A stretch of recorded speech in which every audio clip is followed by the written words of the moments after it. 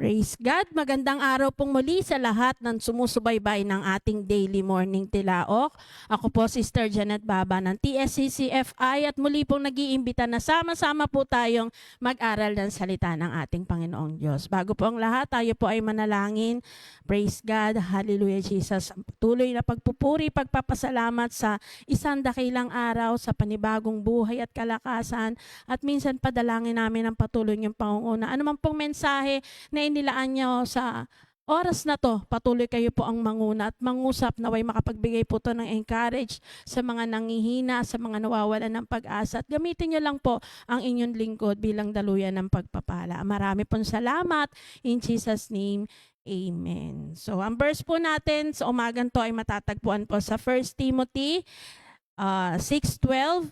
Fight the good fight for the true faith, hold that tightly to the eternal life to which God has called you, which you have declared so well before many witnesses. So ito po ay pinamagatan kong fight the good fight.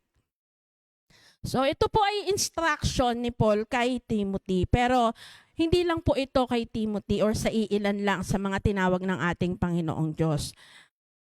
Para sabihin na fight the good fight of faith. Sabi po si Ephesians 6:10-18, binanggit po dito na ito ay direct sa lahat ng mananampalataya. Tayo ay tinawag hindi lang po para maging fans or maging taga-upo or titingnan lang po natin kung paano kumilos yung ating mga leaders. Kundi tinawag ang bawat isa sa atin para lumaban. Huwag lang po tayong mamuhay bilang believer. Mag-engage po tayo bilang disciple ng ating Panginoong Diyos. Dahil tayo ay tinawag para maging witness at tagadala ng mabuting balita ng ating Panginoong Diyos. At sa pagiging Christian po natin, masasabi po natin na may mga kakaharapin po tayong battle.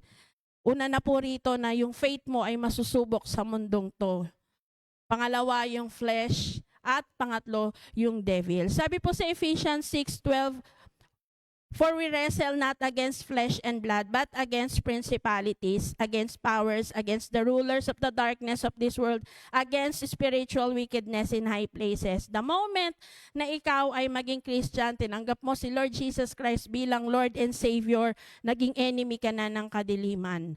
Nag-join forces na yung flesh mo sa world at sa devil. Kaya ikaw ay, sabi nga, susubukin ka nilang wasakin. Susubukin wasakin yung faith journey mo. Ngunit alalahanin po natin, greater is He who is in you than he is in this world. Kaya, how to fight the fight? Paano po ba na tayo lalaban ng mabuting laban? Number 1, choose and commit. Sabi po sa verse natin, fight the good fight of faith. Bakit po tinawag to na good fight?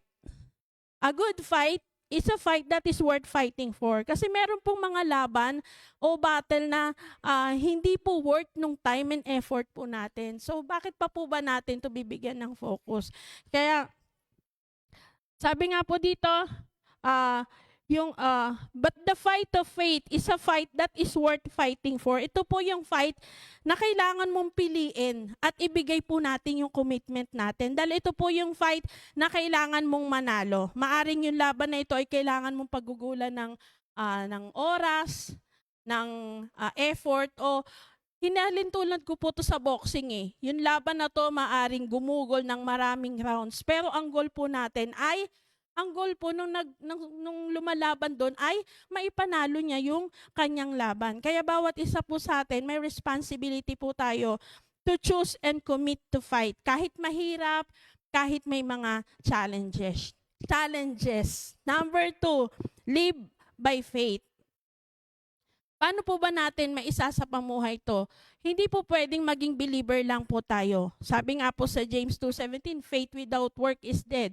Kaya paano po tayo lalaban? By living in faith. Abide in God's word. Dapat lagi mong piliin na sumunod sa salita ng ating Panginoong Diyos. Kahit piling mo mahirap or kahit piling mo hindi ito naka-align sa nararamdaman mo. Stay rooted in prayer. Maintain po natin yung consistent prayer. prayer life kasi ito po yung source natin eh. Source ng lakas at gabay mula sa ating Panginoong Diyos. Study scriptures, regularly read and meditate ang salita ng ating Panginoong Diyos upang maunawaan mo ano ba yung will niya sa iyong buhay at hindi ka rin maliligaw ng mga false teaching. Dito rin po magiging matibay yung pundasyon mo sa salita ng ating Panginoong Diyos. And focus on the prize. Keep your eyes fixed on Jesus Christ and the crown of righteousness that awaits those who finish the race. Katulad po nung halimbawa ko kanina, sa boxing maari po itong tumagal ng maraming rounds. But ang goal mo is manalo. Katulad po sa atin, maaring dumaan po tayo ng pagsubok, paulit-ulit, pabalik-balik. Pero ang goal po natin is ma-overcome tong pagsubok na to. Kaya itong mga pressure, itong mga brokenness na to will turn into a blessing. Yung buhay po natin na galing sa maruming buhay ay magiging good testimony kung tayo ay lalaban lamang, mga kapatid. Number 3, stand firm in God's word. Dito po kailangan natin maging matatag. Kailangan natin, anuman yung circumstansya, kailangan natin panghawakan yung salita ng ating Panginoong Diyos. Kailangan natin panghawakan yung pangako ng ating Panginoong Diyos. Kaya napakahalaga po na rooted po tayo ng salita ng ating Panginoong Diyos. Dahil ito po yung magiging armor natin para manatili tayong matatag despite nung mga challenges, nung pressure, at nung minsan mga bagay na kinatatakutan natin. Number 4 po, take up your cross daily. It means nakakalimutan mo na po yung sarili mo at ikaw na ay susunod sa plano ng ating Panginoon Diyos. Kahit ngahulugan pa to ng suffering, ng sacrifice. But a continuous act of self-denial, placing God's will above one's own. Sa bawat isa po sa atin, sabi nga po dito, handa na po ba tayo na sumunod sa ating Panginoong Diyos? Meron pong ilang mga tanong dito. Handa po ba tayong sumunod sa ating Panginoong Diyos kahit mawala yung ating mga close friends, yung ating mga best friends? Handa po ba tayong sumunod sa ating Panginoong Diyos kahit na itakwil po tayo ng ating pamilya? Handa po ba tayong sumunod sa ating Panginoong Diyos kahit mawalan po tayo ng trabaho? Or handa po tayong sumunod sa ating Panginoong Diyos kahit mawala yung iyong reputation? Or handa ka ba sumunod kahit na yung buhay mo pa yung maging kapalit? Hindi naman po ibig sabihin na mangyayari ang lahat ng ito. Pero ang disciple ng ating Panginoong Diyos must be willing to suffer loss. Are you willing to take up the cross? Kung mahaharap ka sa sitwasyon na kailangan mo mamili, Jesus or the comforts of this life, sino po ba? O alin po ba yung pipiliin natin? Commitment to Christ means taking up your cross daily, giving up your hopes, dreams, possessions, and even your very life. Kung kinakailangan po, para lang po sa paglilingkod natin sa ating Panginoong Diyos. At kapag nagawa po natin to, maaari ka ng matawag na disciple ng ating Panginoong Diyos. And yung number 5 po is seek community. Paligiran po natin ang ating sarili ng support na makakapag-encourage po at makakapag-stretch pa ng faith natin. Ito po yung mga tao na tutulong po sa atin para umangat at hindi po bumagsak, para lumago po ang ating pananampalataya. Sila po yung mag-i-inspire sa atin para maisapamuhay po natin yung purpose, yung pagkakatawag sa atin ng ating Panginoong Diyos. By surrounding yourself with believers, you create a supportive environment that nourishes your faith, encourages your growth, and helps you live a life that honors God. At sa conclusion po, bawat isa po sa atin may mga battle na dinadaan at kailangan malagpasan. Ngunit hindi po tayo tinawag ng Diyos para mag-isa. Tayo po ay Kanyang sasamahan sa ating mga laban. Siya po yung magbibigay ng lakas para ma-overcome po natin ang lahat ng mga pagsubok na pinagdadaanan po natin. Kaya tingnan lang po natin yung mga pressure na to, yung mga trials na to bilang opportunities para lumago po yung ating pananampalataya. And lastly po, yung verse na to ay reminder na ang pagiging Christian ay hindi po laging madali. Maharap po tayo sa mga pressure na maaring mag-compromise tayo, distraction na nakakapagpalayo sa atin sa Panginoon, at battle mismo sa sarili natin. But Paul reminds us that this fight is good, because it's a fight for truth, for holiness, and for what lasts forever.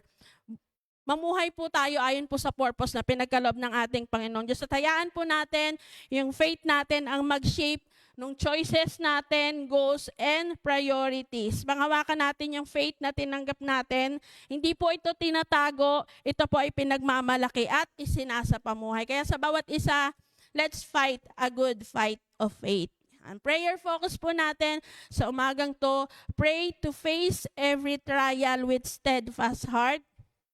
At karagdagan po sa ating ipapanalangin, prayer for the country and elect officials. Pray that our leaders act wisely and courageously and that every national challenge brings growth and unity. Let's pray po. Hallelujah, hallelujah Jesus. Ang patuloy pa rin pagpupuri at pagpapasalamat sa lahat ng bagay na ginagawa niyo po sa aming buhay.